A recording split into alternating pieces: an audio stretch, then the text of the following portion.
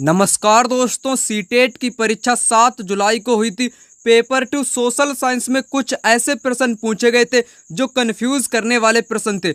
उन सभी प्रश्न को मैंने यहाँ पर सेलेक्ट किया है, वो भी आपको बताऊंगा एनसीईआरटी के साथ, यानी कि 100% बिल्कुल राइट उत्तर आपको बताने वाला हूँ। आपको घबराने की बिल्कुल ज़रूरत नहीं है। चलिए आपको यहाँ पर सभी प्रकार के क्वेश्चन कराऊंगा जो कंफ्यूज करने वाले थे। यहाँ पर दोस्तों पहला जो क्वेश्चन आपके एग्जाम में पूछा गया था, आपको यहाँ पर दिखाना चाहूँगा, यहाँ पर आ चुका है। इस प्रकार का क्वेश्चन था, अमेजन बेसिन के बारे में कौन सा कथन सही है। यहाँ पर आपको बताना चाहूँगा, पूरे वर्ष यहाँ नम और कैसी जलवायु रहती है, गर्म रहती है, ये यहाँ पर करेक्ट होगा। यहाँ लोग कर्तन व दहन कृषि करते हैं, करेक्ट होगा। लोग मुख्यतः धान उगाते, बिल्कुल गलत होगा। यहाँ के लोग धान नहीं उगाते हैं। बेसिन के कई क्षेत्रों तक पहुंचने के लिए हवाई जहाज़ों तथा हेलीकॉप्टरों का भी प्रयोग किया जाता है, ये भी करेक्ट होगा। यानी कि सी कथन गलत है। सी जिनमें होगा वो यहाँ से आपका हट जाएगा, यानी कि गलत माना जाएगा। 4 विकल्प इस क्वेश्चन का बिल्कुल राइट उत्तर होगा, ए बी डी, यानी कि धान वाला यहाँ पर दोस्तों गलत हो जाएगा, बाकी सभी यहाँ पर राइट उत्तर हो जाएंगे। चलिए आपको यहाँ पर प्रूफ दिखाता हूँ, यानी कि एनसीईआरटी को यहाँ पर दिखाता हूँ। पूरे वर्ष यहाँ गर्म एवं नम जलवायु रहती है। पहला स्टेटमेंट यहाँ पर क्या था दोस्तों, पूरे वर्ष यहाँ पर गर्म नम जलवायु रहती है, जिसको मैंने आपको यहाँ पर दिखाने का दोस्तों प्रयास किया है। अब मैं बात करता हूँ दूसरे स्टेटमेंट की। बेमुक्ता टेपियोका हो गया, अनानास हो गया, शकरकंद हो गया, उगाते हैं और मछली का शिकार भी वो लोग करते हैं, यानी कि वो धान नहीं उगाते हैं। ठीक है, दूसरी बात यहाँ पर क्लियर हो चुकी। तीसरी बात है, वे कर्तन एवं दहन कृषि पद्धति का प्रयोग करते हैं। आपके क्वेश्चन में क्या था, कर्तन दहन का प्रयोग करते हैं, बिल्कुल करेक्ट मैंने आपको बताया। धान वाला मैंने आपको गलत बताया, क्योंकि वहाँ पर टेपियोक जैसी फसलों को उगाया जाता था। कई टीचर आपको बता रहे होंगे कि हवाई जहाज वहाँ पर पहुँचते ही नहीं है क्योंकि वन वहाँ पर संघन है। ऐसा नहीं है दोस्तों, यहाँ पर एनसीईआरटी में बिल्कुल साफ तौर पर क्या लिखा हुआ है आप देख पा रहे होंगे। अनेक स्थानों पर पहुँचने के लिए हवाई जहाज़ों तथा हेलीकॉप्टरों का उपयोग किया गया है। ठीक है, ये स्टेटमेंट एनसीईआरटी का है, आप यहाँ पर देख लो, जो कि बिल्कुल राइट है। कई टीचरों के माध्यम से यहाँ पर इसको गलत बताया गया है। ठीक है, अनेक स्थानों पर पहुँचने के लिए हवाई जहाज़ों तथा हेलीकॉप्टरों का उपयोग किया गया है। अब आते हैं अगले प्रश्न पर। अगला प्रश्न ये भी दोस्तों आपको कन्फ्यूज़ कर रहा होगा। ठीक है, तो यहाँ पर है लद्दाख के बारे में आपको सही कथन बताना था। लद्दाख से होकर बहुत सी नदियाँ बहती हैं, ये भी यहाँ पर करेक्ट है। अधिक ऊंचाई के कारण यहाँ की जलवायु अत्यधिक ठंडी है, ये भी दोस्तों यहाँ पर करेक्ट है। हिमालय के वृष्टि छाया क्षेत्र में होने के बावजूद यहाँ उच्च वर्षा पाई जाती है। नहीं दोस्तों, उच्च वर्षा नहीं, निम्न होनी चाहिए। कैसी होनी चाहिए, निम्न होनी चाहिए थी, तब यहाँ पर राइट उत्तर होता, इसलिए गलत हो गया। यहाँ यह जो क्षेत्र है बर्फीली हवाओं एवं तेज जलाने वाले ताप का अनुभव करता, ये भी करेक्ट है दोस्तों। इसको मैं आपको एनसीईआरटी में दिखाऊंगा। यहाँ पर आपका सी वाला गलत है। ठीक है, बाकी यहाँ पर ए बी डी इसका क्वेश्चन का राइट आंसर होगा, ए बी डी, यानी कि 4 विकल्प इस क्वेश्चन का बिल्कुल राइट उत्तर हो जाएगा। यहाँ पर आप लोग क्या देखोगे, लद्दाख के बारे में देखोगे। लद्दाख से होकर अनेक नदियाँ बहती हैं। ठीक है, अनेक नदियां बहती हैं। यहाँ पर पहला ही वाला स्टेटमेंट दिया गया था, जो कि मैंने आपको दिखाने का प्रयास किया है। दूसरा स्टेटमेंट आप यहाँ पर देखो, अधिक ऊंचाई के कारण यहाँ की जलवायु अत्यधिक शीतल एवं शुष्क है। ऊंचाई के कारण यहाँ पर क्या लिखा हुआ, अधिक ऊंचाई के कारण यहाँ की जलवायु अधिक ठंडी है, ये भी मैंने आपको यहाँ पर करेक्ट बता दिया। अब बात करते हैं वृष्टि छाया की। यहाँ पर क्या लिखा हुआ, सबसे नीचे आप नज़र डालोगे, यह हिमालय के वृष्टि छाया क्षेत्र में स्थित है, अतः यहाँ वर्षा बहुत कम होती है। नीचे क्या लिखा हुआ, वर्षा बहुत कम होती है, यहाँ पर लिखा हुआ है वर्षा बहुत कम होती है, बल्कि आपके स्टेटमेंट में कहा गया उच्च वर्षा होती है, इसलिए दोस्तों यहाँ पर गलत हो गया। ठीक है, बाकी सभी यहाँ पर करेक्ट हैं। और यहाँ पर आगे दिया गया था, शीत ऋतु में यह बर्फीला ठंडा हो जाता है। शीत ऋतु में बर्फीला ठंडा यहाँ पर हो जाता है। ठीक है, वही बात यहाँ पर कह दी गई है। इस वाले विकल्प में यहाँ पर ताप का अनुभव किया जाता है, यानी कि सी गलत है, बाकी सभी यहाँ पर आपके राइट उत्तर इस क्वेश्चन में हो जाएंगे। ठीक है, जैसे यहाँ पर है, यह क्षेत्र बर्फीली हवाओं एवं तेज जलाने वाले सूर्य ताप का अनुभव कराता है। बिल्कुल हूबहू स्टेटमेंट आपके एग्जाम में यहाँ पर देखने को मिला था, ये लास्ट वाला। ठीक है, तेज जलाने का अनुभव करता है। ठीक है ना, मैंने आपको यहाँ पर कंफ्यूज दूर कर दिया। अब करते हैं बात दूसरे प्रश्न की। अकबर ने निम्नलिखित किन सरदारों को वतन जागीर दिया था? यहाँ पर किसको दिया था? सिसोदिया राजपूतों को दिया था। यहाँ पर प्रूफ देखो आप लोग। मेवाड़ के सिसोदिया राजपूत लंबे समय तक मुगलों की सत्ता को स्वीकार करने से इनकार कर रहे थे, परंतु जब वे हारे तो मुगलों के साथ उनके साथ सम्मानीय व्यवहार किया गया और उन्हें उनकी जागीरें वतन जागीर के रूप में वापस कर दी। ठीक है, वही बात आपकी एग्जाम में दोस्तों हूबहू पूछ ली गई। ठीक है, तो सिसोदिया राजपूत यहाँ पर करेक्ट उत्तर होगा। बात कर लेते हैं दोस्तों अगले प्रश्न पर। मुगल राजस्व व्यवस्था जिसमें हर फसल के लिए राजस्व की दर अलग अलग सूची बनाई गई थी, उसे दोस्तों जब्द कहते हैं। क्या कहते हैं? जब्द कहते हैं। कई टीचर आपको बोलते होंगे इक्ता, कोई बोलता होगा जागीर। नहीं दोस्तों, ये सब गलत है, जब्द बोलते हैं। यहाँ पर आप एनसीईआरटी को देखो, यहाँ पर क्या लिखा है? प्रत्येक सूबे प्रांत को राजस्व मंडलों में बांटा गया। प्रत्येक की हर फसल के लिए राजस्व की दर अलग अलग सूची बनाई गई।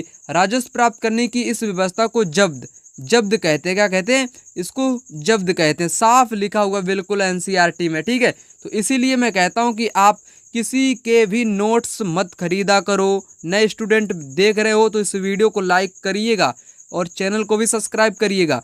नोट्स के चक्कर में कभी मत भागो, एनसीईआरटी को जरूर से जरूर पढ़ो, यानी कि वहीं से डायरेक्ट क्वेश्चन पूछे जाते हैं जब्द। ठीक है, हूबहू उसी प्रकार से पूछा गया है, अलग सूची बनाई गई। बिल्कुल यहाँ पर भी लिखा है, यहाँ पर भी क्या लिखा है? अलग सूची बनाई गई, क्योंकि एनसीईआरटी से ही उठाकर पूछता ना एग्जामिनर, तो जब्द यहाँ पर होगा। अगला प्रश्न ये भी दोस्तों बोलते हैं कि सर यहाँ पर ऐसा होना चाहिए वैसा होना चाहिए। चलो यहाँ पर समझाता हूँ। कॉफ़ी जो है ये ठंडे में होती है, शुष्क में होती है, और आपकी जो चाय है ये गर्म जलवायु एवं शुष्क उच्च। नहीं दोस्तों, ये एक दूसरे के विपरीत हैं, इसलिए यहाँ पर दोनों ही आपके गलत, इसलिए 4 विकल्प इस क्वेश्चन का राइट उत्तर होगा। यहाँ पर आप देख पा रहे होगे चाय की बात, यहाँ पर चाय की बात कही गई है। ठंडी जलवायु चाहिए, कैसी? ठंडी जलवायु चाहिए और उच्च वर्षा चाहिए। ठंडी जलवायु के साथ उच्च वर्षा चाहिए, ठंडी जलवायु के साथ उच्च वर्षा चाहिए चाय को, लेकिन यहाँ पर गर्म दी गई इसलिए गलत है। यहाँ पर ठंडी होनी चाहिए थी। उच्च वर्षा तो चाहिए, बिल्कुल करेक्ट है, परंतु यहाँ पर ठंडी होनी चाहिए थी। अब मैं यहाँ पर कॉफ़ी की बात करता हूँ। यहाँ पर इसके लिए गर्म व आर्द्र जलवायु चाहिए। कैसी? गर्म आर्द्र चाहिए। यहाँ पर क्या लिखा हुआ है? ठंडी। यहाँ पर गर्म होना चाहिए था दोस्तों, इसलिए आपके दोनों ही आपके गलत हैं, इसलिए इसमें से कोई नहीं। इस क्वेश्चन का राइट आंसर होगा 4 विकल्प। अगला क्वेश्चन यहाँ पर आ चुका है, कहता है कि 19वीं शताब्दी में चमड़े का काम करने वालों के संदर्भ में। यह क्वेश्चन आपके एग्जाम में सबसे ज़्यादा कंफ्यूज करने वाला क्वेश्चन है। कई स्टूडेंट कमेंट बॉक्स में बार बार इसी क्वेश्चन का आंसर पूछने का प्रयास कर रहे हैं। वो कह रहे हैं कि हर टीचर इस क्वेश्चन का आंसर अलग अलग बता रहे हैं। सर प्लीज़ इस क्वेश्चन का आंसर आप लोग बताइएगा। सर्वाधिक कंफ्यूज करने वाला यही क्वेश्चन है। चलिए मैं आपको यहाँ पर बिल्कुल 100% इस क्वेश्चन का बिल्कुल राइट उत्तर बताने वाला हूँ। यहाँ पर बात कही गई है 19वीं शताब्दी में चमड़े का काम करने वालों के लिए। पहले विश्व युद्ध के दौरान सेना के लिए जूतों की जबरदस्त मांग पैदा हो गई। सामान्य जातियों के गरीब लोगों ने इस अवसर को देखा और सेना हेतु जूते आपूर्ति के लिए तैयार हो गए। ठीक है दोस्तों, यहाँ पर 19वीं शताब्दी की बात कही गई है। 19वीं शताब्दी का मतलब होता है 1800। कितना? 1800 मतलब होता है। जैसे वर्तमान में दोस्तों हम लोग जो हैं इसको बोलेंगे 21वीं शताब्दी, क्योंकि 2000 चल रही है। 1900 को क्या बोलते हैं? 20वीं शताब्दी। 1800 को क्या बोलते हैं? 19वीं शताब्दी बोलते हैं। तो 1800 की यहाँ पर बात हो रही है। पहले विश्व युद्ध के दौरान सेना के लिए जूतों की जबरदस्त मांग पैदा हुई थी। यहाँ पर पहला जो आपका विश्व युद्ध हुआ था वो तो आपके 1914 में हुआ था। कब? 1914 में हुआ था, परंतु यहाँ पर 1800 की बात कही गई। किसकी? 1800 की बात कही गई है, परंतु 1914 में आपका क्या होता? प्रथम विश्व युद्ध हुआ था। यहाँ पर ये दोनों आपके अलग अलग आपको लग रहे होंगे, क्योंकि मैंने आपको यहाँ पर बिल्कुल क्लियर करके बताने का प्रयास किया है। क्योंकि पहला विश्व युद्ध 1914 में हुआ था और यहाँ पर 1800 की चमड़े की बात कही जा रही है बनाने वाले लोगों के बारे में। तो यहाँ पर ये दोनों मेल कैसे खाएंगे? पहली बात तो यहाँ पर आपकी क्लियर होनी चाहिए। ठीक है, तो पहली बात मैंने यहाँ पर क्लियर कर दी, ये तो आपका आंसर नहीं हो सकता है। दूसरी कंडीशन में ये इसका आंसर हो भी सकता है। मैं आपको यहाँ पर एनसीईआरटी को दिखाऊंगा। सामान्य जातियों के लोगों ने काम बिल्कुल नहीं किया। जिनको दोस्तों क्या समझा जाता था, नीचा समझा जाता था, जो कि नीची जाति के थे, जो कि चमड़े का काम करने वाले व्यक्ति थे, उन्होंने ही सिर्फ इनको अवसर देखा और इनको बनाने में लग गए। यानी कि ये दूसरा स्टेटमेंट यहाँ पर होगा ही नहीं। पहला तो आपका हो सकता है। क्यों हो सकता है? यहाँ पर एनसीईआरटी को आप देखोगे, जूते कौन बना सकता था?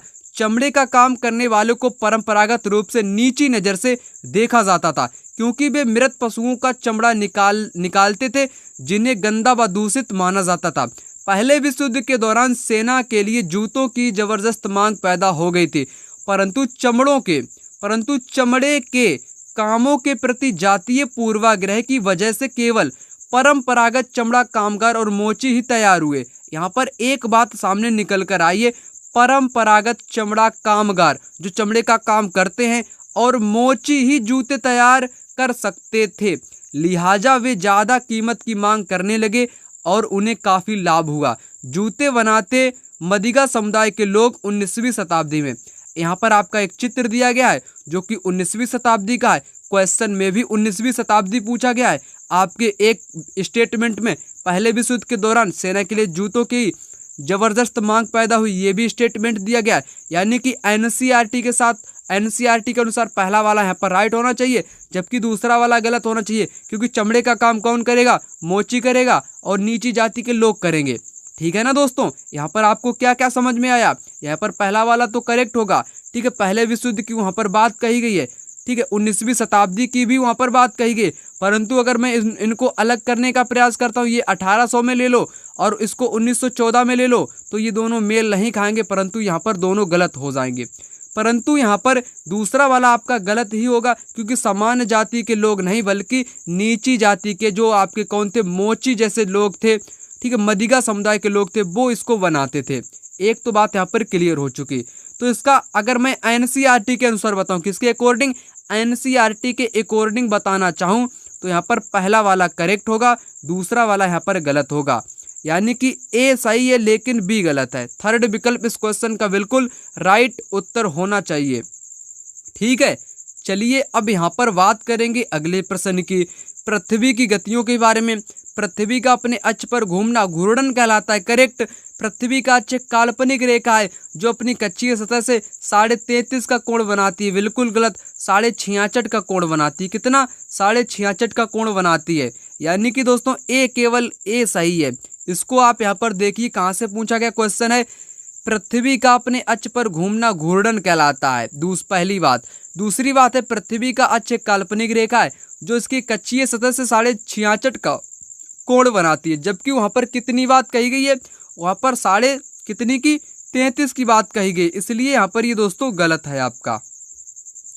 अब आते हैं अगले प्रश्न पर। यहाँ पर है निम्नलिखित में से मृदा अपरदन क्षीणता को नियंत्रित करने के उपाय। तो यहाँ पर मैंने आपको क्या बताया है? मल्च जो कि नियंत्रित करेगा, वेदिका फार्म भी नियंत्रित करेगी, बीच में फसल उगाना भी नियंत्रित करेगा, अति चराई नियंत्रित नहीं करेगा। यानी कि बी जिन में है वो यहाँ से हटेगा। बी वाला यहाँ से आपको क्या करना है? हटा देना है। आपका यहाँ पर सेकंड विकल्प इस क्वेश्चन का बिल्कुल राइट उत्तर हो जाएगा। यहाँ पर आपको एनसीईआरटी दिखाना चाहूँगा। ठीक है, तो यहाँ पर वेदिका फार्म है, समोच्च रेखीय जुताई है, रक्षक मेखलाएं हैं, और यहाँ पर क्या है? मल्च बनाना। ये सभी ऐसी चीज़ें हैं जो मृदा को रोकती हैं। क्या करती हैं? मृदा को अपरदन से रोकती हैं। अति चराई क्या करता है? मृदा अपरदन को बढ़ाता है, इसलिए वहाँ पर गलत हुआ। अब बात करेंगे दोस्तों अगले प्रश्न की, जो एक कंफ्यूज करने वाला क्वेश्चन है। ग्राम भोजक के बारे में सही नहीं है, गलत आपको दोस्तों यहाँ पर बताना था। ठीक है, अक्सर एक ही परिवार के लोग कई पीढ़ियों तक बने रहते हैं, ये भी करेक्ट था। और इनकी जमीन और दास मजदूर काम करते हैं, ये भी करेक्ट था। राजा अक्सर उन्हीं सौंप देते थे जो गांव का कर वसूला करते थे, करेक्ट होगा। ये न्यायाधीश और पुलिस का काम नहीं करते थे, ये भी दोस्तों करते थे, इसलिए यहाँ पर आपका गलत हो जाएगा फोर विकल्प इस क्वेश्चन का राइट उत्तर माना जाएगा, क्योंकि गलत है। कैसे गलत है? यहाँ पर आप देखो, देश के उत्तरी हिस्से में गांव का प्रधान व्यक्ति ग्राम भोजक कहलाता था। अक्सर एक ही परिवार के लोग इस पद पर कई पीढ़ियों तक बने रहते थे। यह पद आनुवांशिक था। ग्राम भोजक के पद पर आमतौर पर गांव का सबसे बड़ा भूस्वामी होता था। साधारणतः इनकी जमीन पर इनके दास और मजदूर काम किया करते थे। प्रभावशाली होने के कारण दोस्तों ये क्या करता था? प्रायः कर भी वसूलने का काम सौंप दिया जाता था। ये न्यायाधीश और कभी कभी पुलिस का भी काम करते थे, परंतु उसमें कहा गया ये नहीं करते थे। इसलिए दोस्तों यहाँ पर आपका ये वाला गलत हो गया, बल्कि सभी यहाँ पर आपके राइट हो गए। मैंने आपको यहाँ पर बता भी दिया। अब बात करेंगे दोस्तों यहाँ पर एक महत्वपूर्ण पॉइंट की, जो मिलान से पूछा गया था।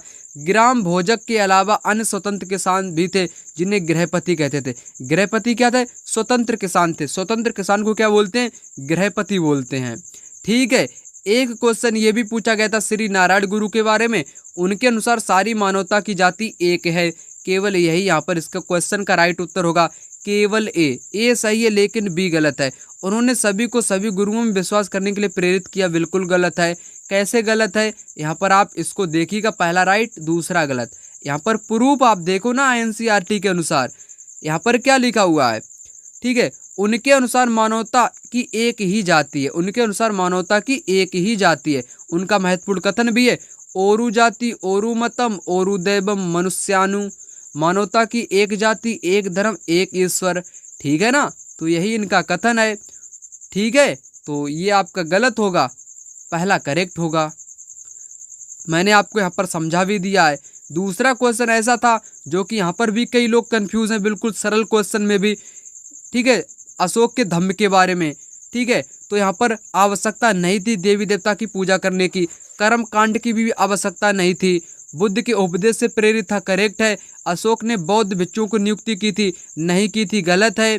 डी यहाँ पर आपका गलत है। डी जिन जिन में होगा वो यहाँ से कटेगा। ठीक है। वो यहाँ से आपका कट जाएगा, डी वाला दोस्तों कटेगा, यानी कि ए बी सी यानी कि 4 विकल्प में है, 4 वाला इस क्वेश्चन का राइट उत्तर होगा। यहाँ पर इसका प्रूफ आप लोग देखो। अशोक का धम्म क्या था? ठीक है। अशोक का धम्म था, अशोक के धम्म में किसी भी देवता की पूजा अथवा किसी कर्मकांड की आवश्यकता नहीं थी। 2 स्टेटमेंट यहीं से पूछ लिए गए। उन्हें लगता था कि जैसे पिता अपने बच्चों को अच्छे व्यवहार की शिक्षा देते हैं, वैसे ही उनका कर्तव्य था कि अपनी प्रजा को निर्देश दें। वे बुद्ध के उपदेशों से प्रेरित थे। मैंने आपको क्या बताया? बुद्ध के उपदेशों से यहाँ पर प्रेरित थे। कर्मकांड की आवश्यकता नहीं थी, ना ही पूजा करने की आवश्यकता थी। मैंने आपको यहाँ पर बता दिया। ठीक है ना। तो यहाँ पर ए बी सी यहाँ पर करेक्ट होंगे, ए बी सी 4 वाला विकल्प। अब यहाँ पर दोस्तों बात करेंगे अगले प्रश्न की। यहाँ पर ये वाला क्वेश्चन, ठीक है, सर्वोच्चता नीति के बारे में। कंपनी ने दावा किया कि उसका सर्वोच्च अधिकार नहीं था। ऐसा नहीं दोस्तों, ये गलत बोला है। उसका सर्वोच्च अधिकार था। अपने हितों की रक्षा के लिए वह भारतीय रियासतों का अधिग्रहण करने या उनको अधिग्रहण की धमकी देने का कंपनी अपने आप मतलब कि अपने पास मानती थी धमकी देने का अधिकार। ये भी यहाँ पर करेक्ट है। ठीक है। यानी कि पहला गलत है, दूसरा करेक्ट है। तो यहाँ पर आपका क्या होना चाहिए? ए गलत है, बी सही है, 4 विकल्प। यहाँ पर प्रूफ आप लोग देखो। सर्वोच्चता का दावा, यहाँ पर क्या लिखा है? सर्वोच्चता की नीति शुरू की गई थी। ठीक है। उसकी सत्ता सर्वोच्च है, इसलिए वह भारतीय राज्यों के ऊपर है। अपने हितों की रक्षा के लिए वह भारतीय रियासतों का अधिग्रहण करने या उनको अधिग्रहण की धमकी देने का अधिकार अपने पास मानती है। यही हूबहू स्टेटमेंट आपके एग्जाम में पूछा गया, बिल्कुल हूबहू पूछा गया है दोस्तों। इसको यहाँ पर बी वाले को देखो आप। ठीक है। मैंने आपको यहाँ पर बताया। अब बात यहाँ पर दोस्तों करते हैं एक कंफ्यूज वाले क्वेश्चन की, जनसंख्या पिरामिड वाला क्वेश्चन। ठीक है। एक बड़े आधार या चौड़े आधार, पतली चोटी, जैसे कि चौड़ा आधार हो गया, पतली इसकी चोटी हो गई, इस प्रकार से। तो ये क्या दोस्तों दर्शाता है, उसको आपको यहाँ पर बताना था। मैं आपको यहाँ पर बताऊंगा। तो ये दोस्तों है, इसमें क्या होते हैं, बच्चे अधिकतर जन्म लेते हैं, यानी कि जन्म दर यहाँ पर उच्च होती है। वृद्ध आयु वर्ग में उच्च मृत्यु दर होती है, यानी कि जो बूढ़े लोग होते हैं, यानी कि बूढ़े व्यक्ति हो जाते हैं, उनकी मृत्यु दर एकदम तीव्र गति से होने लगती है, यानी कि जल्दी जल्दी वो मरने लगते हैं। तुलनात्मक रूप से युवा जनसंख्या होती है। युवा कैसे होगी? जब बच्चे ज़्यादा जन्म लेंगे तो युवा जनसंख्या यहाँ पर आपको देखने को मिलेगी। शिशुओं में मृत्यु दर अधिक, अगर अधिक बच्चे मरेंगे तो दोस्तों ये उच्च जन्म दर कैसे होगा? ठीक है। तो यहाँ पर आपका डी गलत है, बाकी सभी करेक्ट है। डी यहाँ पर गलत है, बाकी ए बी सी यहाँ पर करेक्ट है। ए बी सी यानी कि सेकेंड विकल्प इस क्वेश्चन का राइट उत्तर हो जाएगा दोस्तों। यहाँ पर इस क्वेश्चन का प्रूफ आप लोग देखो ना। ठीक है। क्या है? आधार चौड़ा है, ऊपर तीव्रता से संकरा होता है। ऐसा इसलिए कि बहुत से बच्चे जन्म लेते हैं, पहली बात, यानी कि जन्म दर बच्चों की यहाँ पर अधिक है। लेकिन उनमें से अधिकतर की मृत्यु शैशव काल में ही हो जाती है और कुछ बड़े हो पाते हैं, इसलिए वहाँ वृद्ध लोग बहुत कम हैं। वृद्ध लोग कैसे दोस्तों कम हैं, ये केन्या का पिरामिड यहाँ पर दर्शाता है। वृद्ध लोग दोस्तों कैसे, वृद्ध लोग बिल्कुल कम हैं, यानी कि उच्च मृत्यु दर है, करेक्ट बोला है। उच्च जन्म दर भी होती है, तुलनात्मक रूप से युवा जनसंख्या होगी, मृत्यु दर अधिक दर नहीं होगी। ठीक है, तो आपको मैंने यहाँ पर बताया युवा जनसंख्या यहाँ पर कैसी होगी दोस्तों, ज़्यादा आपकी देखने को मिलेगी। यहाँ पर बात करते हैं अगले प्रश्न की, जो पूछा गया था भारत के भौतिक मानचित्र में यदि दक्कन को पठार को पहचानना तो किस रंग का प्रयोग करोगे। कई बच्चे कह रहे कि सर भूरा भूरा भूरा ब्राउन, नहीं यार यहाँ पर गलत है, येलो वाला होगा। कैसा, येलो वाला। अगर किसको दर्शाना है, पठार को दर्शाना है, तब आपको बताना है पीला। अगर आपको किसको दर्शाना है, पर्वतों को, अगर पर्वत को दर्शाना है तब आप ब्राउन दर्शाओगे, भूरा दर्शाओगे। पठार की बात कही गई, अंतर देखा करो, डायरेक्ट मत बोला करो। ठीक है, तो यहाँ पर समझो ना, तो समझना आपको क्या है, नीले रंग का इस्तेमाल जलाशयों यानी कि पानी को दिखाने के लिए, भूरा रंग पर्वतों को, पीला रंग पठारों को, हरा रंग मैदानों को दर्शाने के लिए किया जाता है। बिल्कुल एनसीईआरटी के अनुसार यहाँ पर पूछा गया है क्लास 6 मानचित्र वाले चैप्टर से। यहाँ पर बिल्कुल समझ लो एक बार, पीला रंग पठारों के लिए, पीला रंग पठारों के लिए, हरा रंग मैदानों के लिए, नीला रंग जलाशयों यानी कि समुद्र वाले पानी के लिए, भूरा रंग किसके लिए, यहाँ पर लिख दूं आपका कन्फ्यूजन दूर हो जाए, भूरा रंग है वो आपके पर्वतों के लिए किया जाता है इस्तेमाल। ठीक है, तो आपको मैंने यहाँ पर बताया। यहाँ पर अगला प्रश्न दोस्तों था आपका मिलान वाला। यहाँ पर भी कई विद्यार्थी कंफ्यूज हैं, जबकि बिल्कुल आपका हलवा क्वेश्चन था, यानी कि बिल्कुल सरल क्वेश्चन आपसे पूछा गया था। इसको कैसे आप लोग करोगे, मैंने आपको क्या बताया, आग्नेय ये आपका द्रवित मैग्मा होता है, द्रवित मैग्मा होता है आग्नेय वाला। अवसादी में क्या होते हैं, अवसाद जमा होते हैं, यानी कि यहाँ पर आपके जो क्या होते हैं, हवा पानी जल के द्वारा जो आपका अवसाद जमा होता है वही। कायांतरित क्या होता है, उच्च ताप दाब के कारण परिवर्तित हो जाते हैं। तो दोस्तों आपको करना क्या, मिलान करना है। ए का यहाँ पर क्या है, सेकेंड, ए का सेकेंड आपके सेकेंड ही विकल्प में, इसलिए सेकेंड विकल्प यहाँ पर करेक्ट उत्तर होगा। यहाँ पर आप लोग इस क्वेश्चन को देख पा रहे होगे, द्रवित मैग्मा ठंडा होकर क्या बनता है दोस्तों, ये प्राथमिक सेल यानी कि आग्नेय सेल बनता है। सेल लुढ़क कर चटक कर एक दूसरे से टकराकर छोटे छोटे टुकड़ों में टूट जाती है, इनको क्या बोलते हैं, अवसाद बोलते हैं। ठीक है, दूसरी बात यहाँ पर कही गई है, ये अवसाद जल हवा आदि के द्वारा एक स्थान से दूसरे स्थान पर पहुंचाकर जमा कर दिए जाते हैं।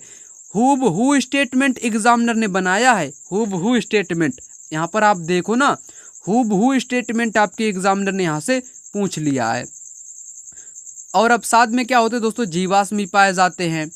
ठीक है, आग्नेय क्या होते हैं, आग्नेय और अवसादी सेल पर जब उच्च ताप और दाब पड़ता है तब ये कायांतरित सेल में परिवर्तित हो जाते हैं, मैंने आपको यहाँ पर बता दिया। ठीक है दोस्तों, आशा करता हूँ आपके सारे के सारे कंफ्यूज वाले क्वेश्चन यहाँ पर आपके कंफर्म हो चुके होंगे। किसी भी प्रकार का अगर आपको अन्य क्वेश्चन में कंफ्यूज है तो कमेंट बॉक्स आप लोगों के लिए खुला हुआ है, कमेंट बॉक्स में अपनी राय जरूर से जरूर देने का प्रयास करोगे। मिलते हैं दूसरे वीडियो में, तब तक के लिए धन्यवाद। जय हिंद, जय भारत।